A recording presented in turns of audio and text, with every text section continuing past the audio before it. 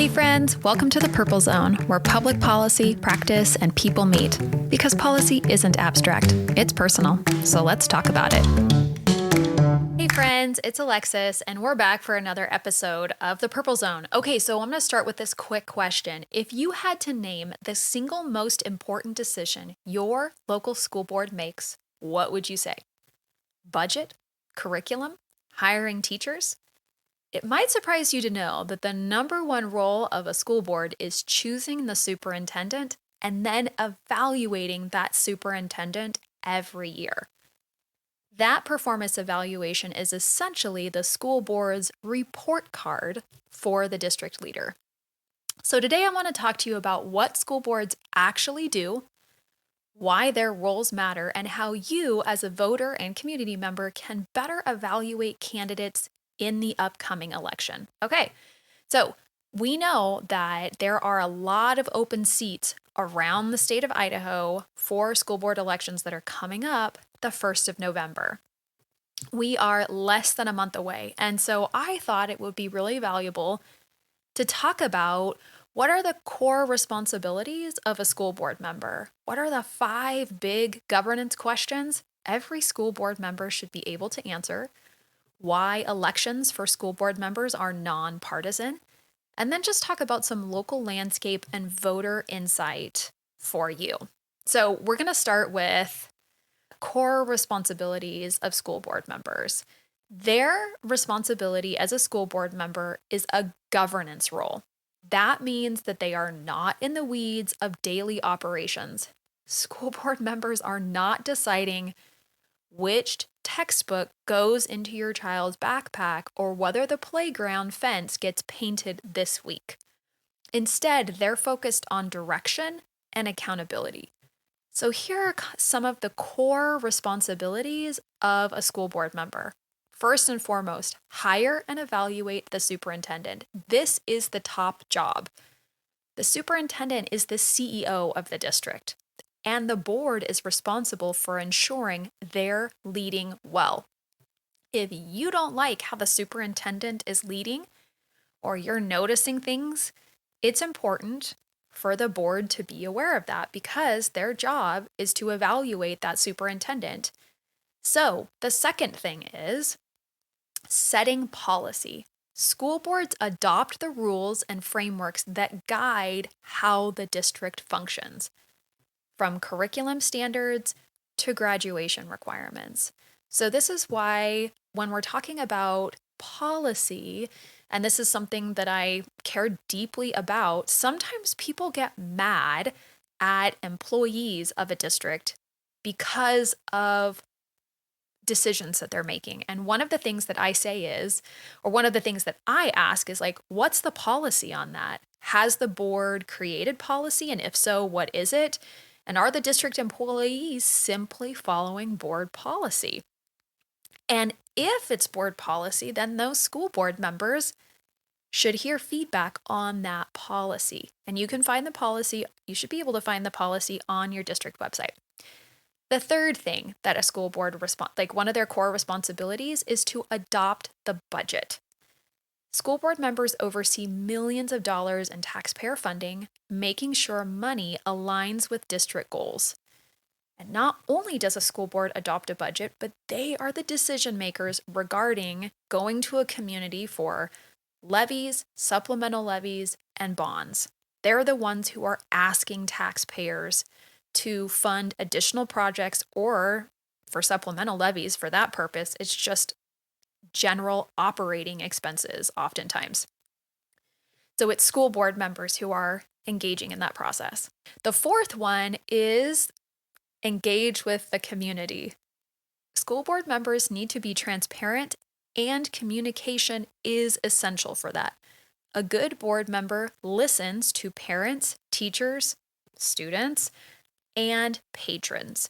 So if you've ever gone to a school board meeting and if you're not hearing you should be hearing from someone on that school board when they're talking about a topic or when they're making decisions. Someone should say at some point during that meeting, how are we going to let our community members know about this important issue? someone needs to be making that acknowledgement. And engaging your community with transparency and communication is far more than just walking around the boardroom before the meeting starts and offering handshakes to people. That's great. That's great if a school board member does that. But if they are not engaging in intentional communication with their community in other ways, then I wouldn't say that walking around a school board meeting room and shaking hands is a true way to engage a community. The fifth thing in terms of core responsibilities is continued learning. Governance is a skill, and effective school board members invest in ongoing professional development to improve. So, I'm going to get to a little bit more of the connection between school boards and student outcomes. I'm going to get to that in a minute, but that is a key component of being a school board member. Now, I want to acknowledge that when we're talking about these core responsibilities, hiring and evaluating the superintendent, setting policy, adopting the budget, engaging the community, and continued learning, school board members are volunteers. And in Idaho, they do not receive any form of payment. It's different in some other states, but in Idaho, they are 100% volunteers. And so it is a lot of their time that they are being asked to volunteer to make sure that the school district is running in a way that reflects community priorities. So, again, the heart of the responsibility of the school board is the superintendent hiring and evaluation. And that evaluation should be based on data, district goals, and community priorities, not politics. Okay, so moving into the 5 big governance questions. Responsibilities are one thing, but how do we, as community members, measure whether a school board is truly governing well? I like the framework that has been offered actually by the Idaho School Boards Association, which is the 5 big governance questions. And these questions are grounded in research that connects school board governance to student achievement. Yes, you heard me right. School board governance and the way a school board governance is directly, we can see a link to student achievement. That matters. That is very important for us as community members. So, what are those 5 big questions? I'm going to say the questions and then I'm going to go into what those mean. So the 5 questions are: 1, how are students doing? 2, how do we know how they're doing? 3, what is our district or charter doing to improve how students are doing? 4, what will success look like? And 5, how will we know we are making progress? So let's go back to question 1. How are the students doing? A school board's ultimate responsibility is student success. They need to know how kids are performing academically, socially, and in other key measures. And if that is like the key question, that's like the first question a school board member should be able to answer. When you go and ask them, how are students doing? 1, they should be able to answer it. And then 2, the follow-up question is, well, how do we know how they're doing? To that point, it's not enough to rely on gut feelings or personal anecdotes. What would a personal anecdote be? Well, if you asked your school board member, how are students doing? And they would say, oh, they're doing really good. Students are happy. And you follow up with like, well, how do we know that they're doing well? And they offer a personal anecdote like, well, I was just in, Mr. So-and-so's elementary class and I saw the students having a good time and teacher says they're doing well on tests, so I know they're doing well. That is not an effective way to know how we know students are doing. Effective boards use data, meaning they use test scores, attendance, graduation rates, surveys, and other means in which a school district is gathering data to make the assessment of how we know students are doing. So when you ask how students are doing, and then how do we know how students are doing, and they say, oh, we're using data, you can even follow up with, oh, well, what type of data are you using to make that assessment? questions are great. Get curious with your school board members. Third, what is our district or charter doing to improve how students are doing?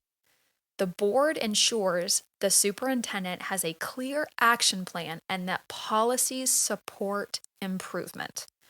So it's important for our for our districts and charters, for us to be able to know, well, how are we measuring how students are doing and how will we know if they are making those improvements? So again, it's back to understanding the measurement process. The fourth question is, what will success look like? This question is all about setting concrete, measurable goals. Success should be defined clearly so everyone, that's parents, teachers, students, and community members, know what we're working towards. Not long ago, I heard a superintendent talk about some of their measurable goals as a school district. And so when I'm looking at what will success look like, I'm thinking back about a conversation I had with the superintendent from the Lewiston School District, there's now a new superintendent, but I have a conversation called Building Community Through Education Insights from Lewiston Superintendent Lance Hansen back in March. And Lance shared how the school district and the school board had created a mission and vision statement, how those are different, and how as a district they brought in community members to create a very intentional mission statement, and then how they plan to use that to measure what success looked like in their district. It's a great conversation. I highly recommend you listening to that. So, governance question number 5, how will we know we are making progress? Boards need regular updates and benchmarks, not just a vague sense that things are getting better. Again, kind of tying back into all of these questions, it's important for school boards to have those concrete measurable goals, understanding and integrating how they're using data, and making sure that every school board meeting is really centered around student success, student achievement. How are our students doing?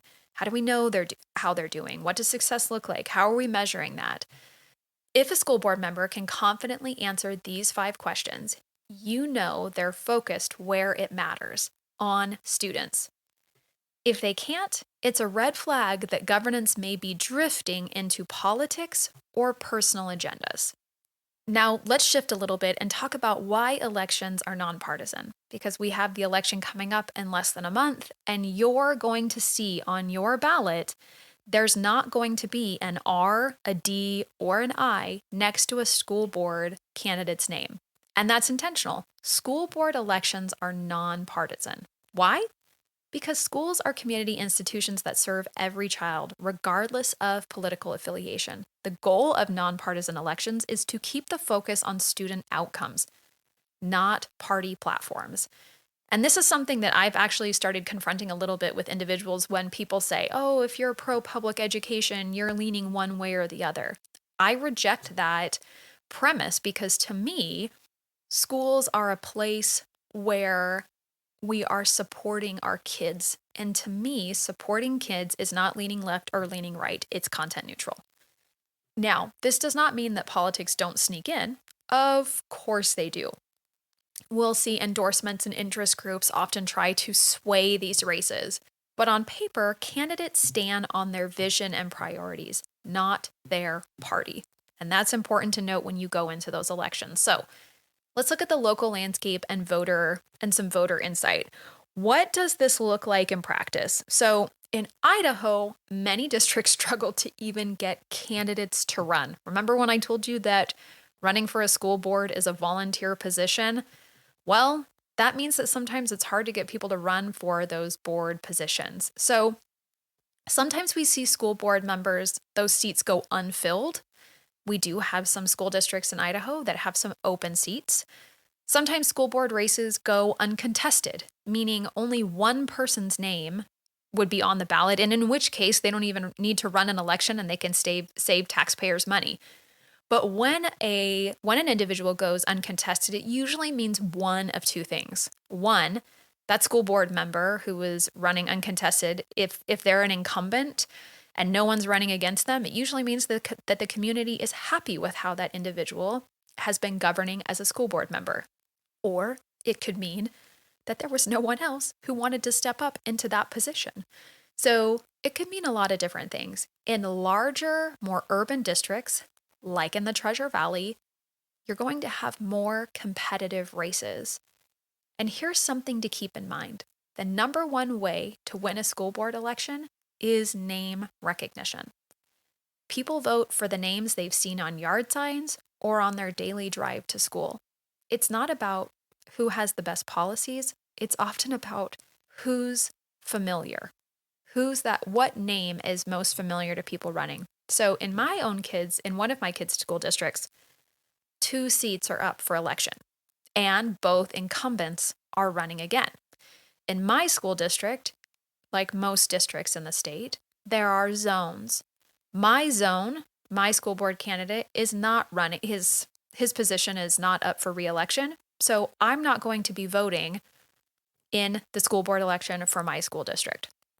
The 2 zones where those 2 seats are up, they're in 2 different areas of my district, and I am somewhat familiar with the candidates. I was around when they first joined the board, when they first ran for those positions, and I remember it was a tough time in our district.